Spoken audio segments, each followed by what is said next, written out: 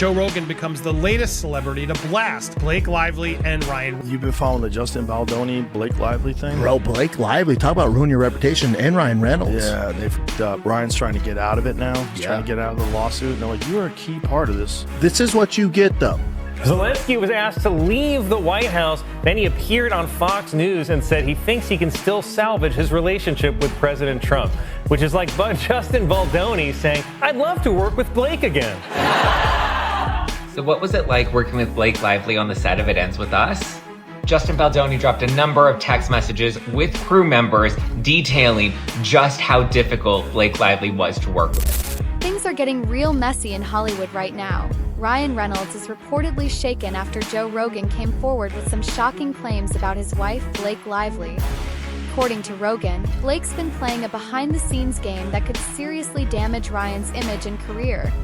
The internet's buzzing and Hollywood's in shock. Fans everywhere are wondering what secrets could be hiding behind this picture-perfect couple. Can ruin a guy's livelihood by using the Me Too movement? Because they were trying to take over the movie. Yeah. They were trying to take over the movie and the whole franchise. He owned the franchise.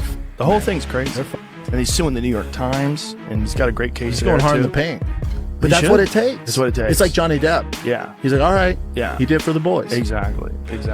You got to do it. You need real motherfuckers to be like, nah, man, I ain't going out like this. Yeah, especially a guy like that who's like known as being like this really sweet, nice guy. Yep. And then it's like, all right, dude, enough. He posted the receipts. He's like, oh, remember our tech exchange? Bah, bah, how about bah, she told bah. him to come into the dressing room while she was breastfeeding, and then part of the complaint was that he came into the dressing room while I was breastfeeding. Like, you literally have a text exchange back and forth. They just never thought that anybody was going to come out with the receipts. Because no one's ever done it, because everyone's just bows Because everyone's down. scared. Yeah. Because Ryan Reynolds A-list, Blake Lively A-list. Like, don't, they're the queens. So what's the drama all about? Rogan and fellow podcaster Brendan Schaub accused Blake Lively and Ryan Reynolds of getting involved in a shady legal move against actor and director Justin Baldoni. They claim Blake and Ryan tried to take over a movie franchise that originally belonged to Baldoni. Even more explosive, Rogan suggests they used the momentum of the #MeToo movement to push him out of the project. Joe's spot on. Brandon and Joe are spot on, and it's just encouraging to see more big personalities, outlets, celebrities just talking about it realistically and not the way Blake and Hollywood is trying to spin it, which a lot in Hollywood are. Now, clearly Joe's not afraid. He says what he wants. He always has. But still, it's still a massive, big platform. And to see him out there talking about it honestly and actually sharing the proper facts can't help Blake and Ryan. They must not like seeing such big personalities and people with so much sway, but being out there calling it out for what it is, because let's be honest, Hollywood doesn't like that. They don't like us being honest. They don't like us telling you the truth. They try to to massage everything into their narrative.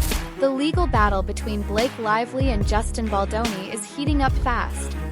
Their lawsuits against each other are officially going to trial on March 9th, 2026.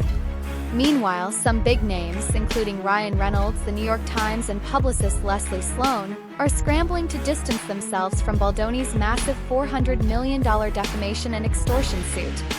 The judge overseeing the case even said it's starting to look more like a fight between PR firms than a typical lawsuit.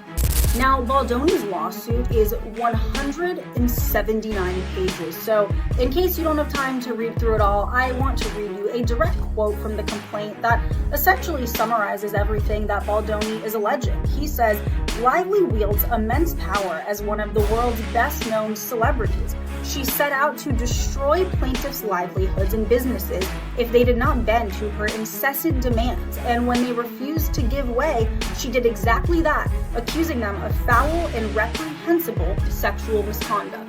Now, I reached out to Baldoni's attorney, who tells me that they have copious amounts of text messages and emails and other evidence that they say proves that Baldoni did nothing wrong.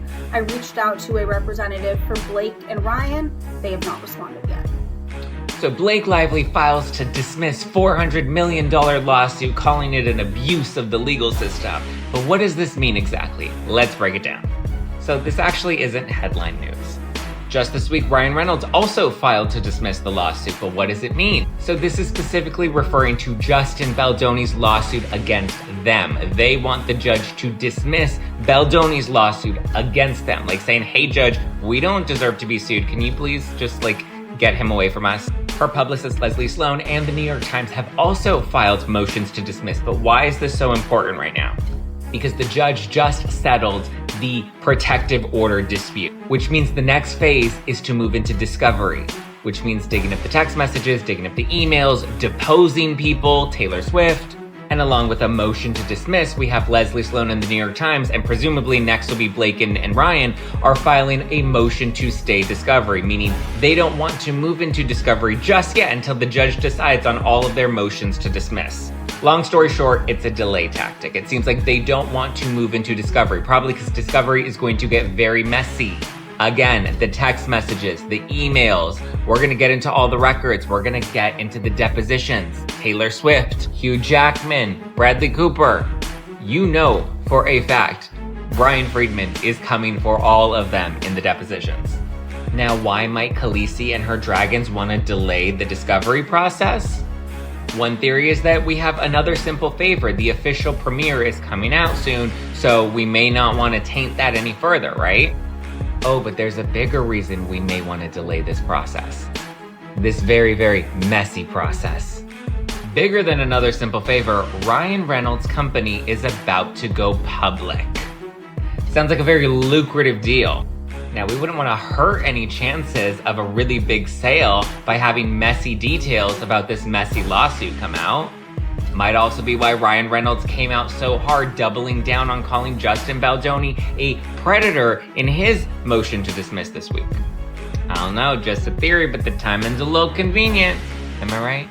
Of all of them, I would say the New York Times has the strongest chance of getting their motion to dismiss granted because there are special privileges that the press does have, and we're learning how they, in my opinion, abuse those privileges, but they have the strongest case in a motion to dismiss, in my opinion, but we'll see. I doubt Blake or Leslie Sloan or Ryan Reynolds will get dismissed. The New York Times might, but I'm predicting Brian Friedman's gonna come back swinging pretty hard to keep them in this.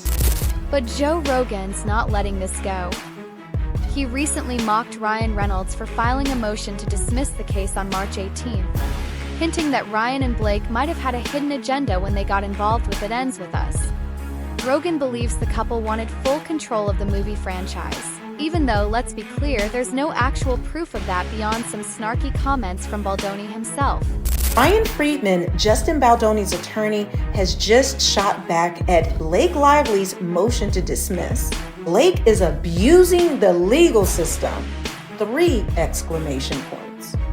Ryan Friedman tells TMZ Miss Lively's recent motion to dismiss herself from the self-concocted disaster she initiated is one of the most abhorrent examples of abusing our legal system.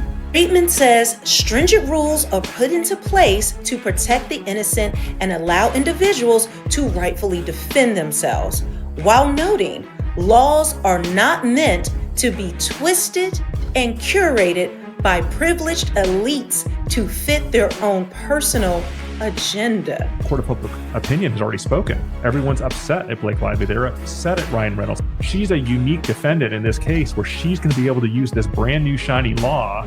There's not a whole lot of cases that have been decided on it, but it looks very broad. And the way that it's been given, I mean, I have to think that Justin Baldoni's team is looking at this. Of course, they're going to come out publicly and say this is a bunch of nonsense. You know, this is not a big deal. But if I was the lawyer representing Justin Baldoni on this would be a punch to my gut today. I would be going, uh-oh, what are we going to do with this? It's a legal judo move for sure on the part of Lively and Baldoni and Friedman and their team. They got to take it very seriously. And I'm sure that they're going to have arguments and they're going to mount a good defense. Even comedians are getting in on the drama. The Howie Mandel Does Stuff podcast recently aired a segment where comedian Adam Ray impersonated Dr. Phil to jokingly weigh in on the feud between Blake Lively and Justin Baldoni. It was a satirical take on the whole situation, but the fact that people are parodying it shows just how big this story has gotten. Whose side are you on? Well, Baldoni looks like, what's the word?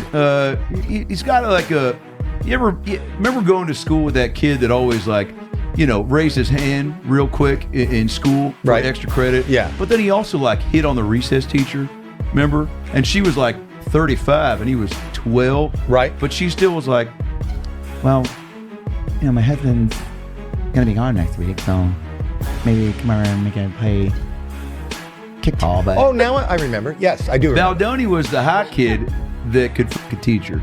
So he's got that in his head on a movie set, which is, as Gizmo said, yeah. In the official complaint, Lively accuses Baldoni of creating a toxic, hostile work environment while filming It Ends With Us. She claims he showed inappropriate content, made uncomfortable personal comments, and even made unsolicited remarks about her body and weight. Blake says that after she spoke up, Baldoni and his company, Wayfarer Studios, retaliated with a smear campaign to damage her image. Blake Lively suing Justin Baldoni for sexual harassment was not on my 2024 bingo card, but here we are. In Blake's lawsuit, she is alleging there was a meeting that included her husband, Ryan, where she demanded no more showing of nude photos or images of women to Blake, no more mention of Baldoni's alleged previous porno addiction, no more discussions about sexual conquest in front of Blake and others, no further mentions of cast and crew's genitalia, no more inquiries about Blake's weight, and no more further mention about her father who passed away. Goes on to say no more adding of sex scenes and oral sex or on-camera climaxing outside of the scope of the script that she approved. Justin's lawyer basically said this was Blake's attempt to fix her negative reputation. As we know, this last year, she went from being a Hollywood sweetheart to basically being disliked by the fans. Meanwhile, It Ends With Us cast member Hassan Minhaj, who played Marshall in the film, spoke out in an interview with Esquire. He said he didn't see any issues during filming and that everyone was professional and kind. Minhaj admitted he was surprised to hear about the conflict, saying he had no idea any of this was going on while he was on set. The only It Ends With Us cast member that still follows Justin Baldoni has made a comment about all of the backlash the movie received, and some of the drama between Justin and Blake.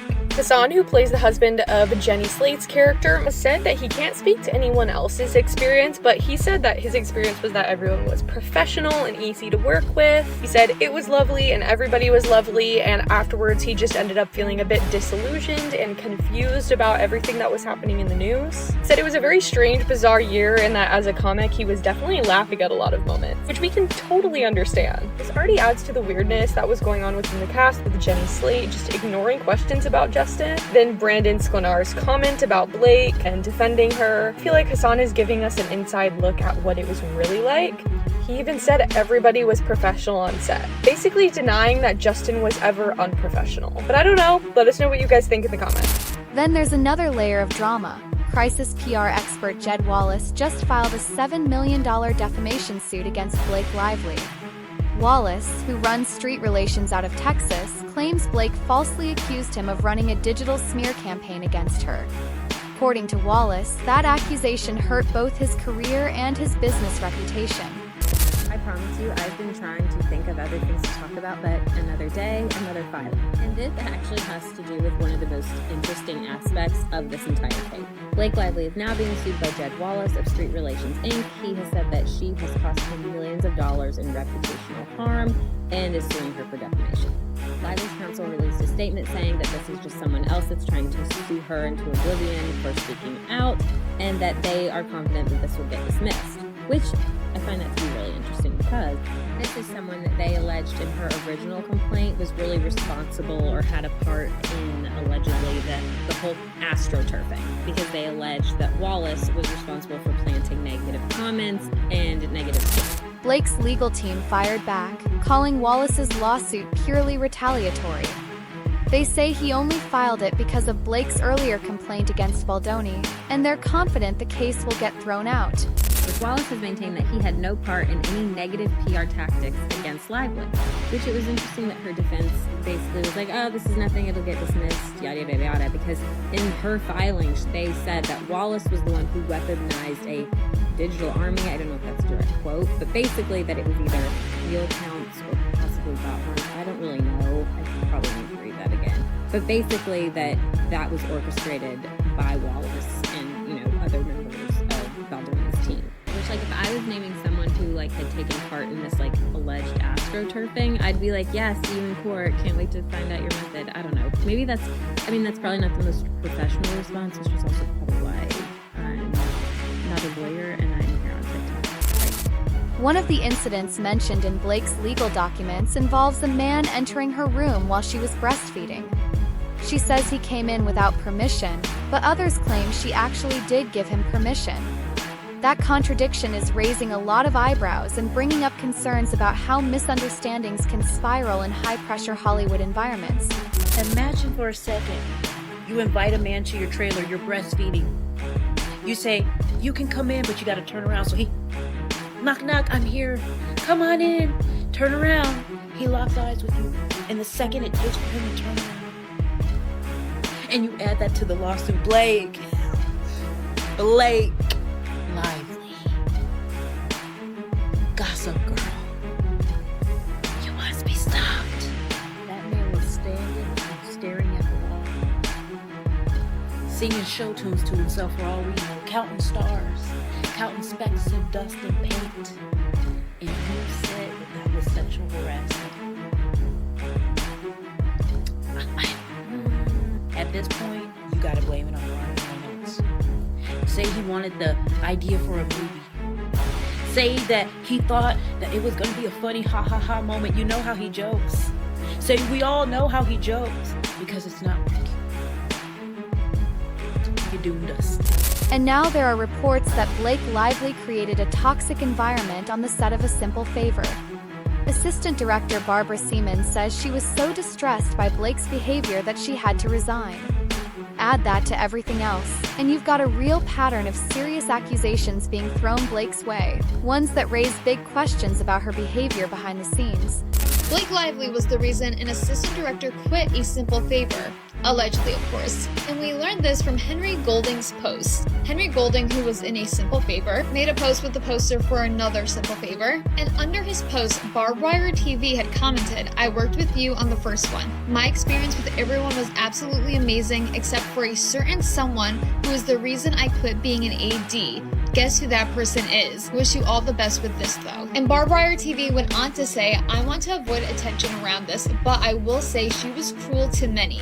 I know I cried my way home many nights because you try so hard to please someone who is never pleased and puts you down constantly. I can't believe it's actually getting back at her. Karma is real." And Barbed Wire TV, whose real name is Barbara Jaworski, definitely seems to work in like the production world. And for further proof, here's her IMDb. Seems to be under her maiden name. Says she's known for Barbed Wire TV, which obviously that's even her account name. Under projects, you'll see A Simple Favor. She was the 4th assistant director. So not only did we learn that she quit, but apparently she made many people cry behind the scenes, allegedly.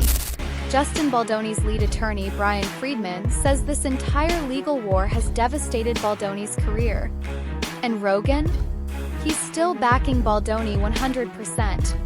He even mentioned that Baldoni released a bunch of so-called receipts, texts, emails, all laid out in a 168-page timeline that his legal team posted on a website. A judge did question if that violated court rules, but Rogan insists the evidence speaks for itself. He said it plain. Everyone's scared. Ryan Reynolds A-list. Blake Lively A-list. In his statement to TMZ, Friedman reiterated, as we said yesterday in response to Mr. Reynolds' same cowardly measures, we will continue to hold Ms. Lively accountable for her actions of pure malice, which included falsely accusing my clients of harassment and retaliation. Friedman summed it up by saying Blake's fantastical claims will be swiftly debunked as discovery moves forward, easily disproved with actual evidentiary proof. Are you going to sue Blake Lively too? Into oblivion, Megan. Wait till you see this lawsuit. It's all going to be based on evidence. It's not going to be just a lawsuit. It's going to be the kind of lawsuit that is full of evidence, admissions, documents, which prove exactly what she did and how she bullied her way through the process to take over the movie and used her PR people to try and destroy Justin. There's a number of different defendants here. Stephanie Jones will be all over this complaint. That is the PR agent who was supposed to be working for Justin Baldoni. Leslie Sloan, who's another PR agent who will be part of this lawsuit. That was Blake Lively's. Blake Lively will be sued, and we're carefully considering other people that will be sued also. Ryan Reynolds, for sure.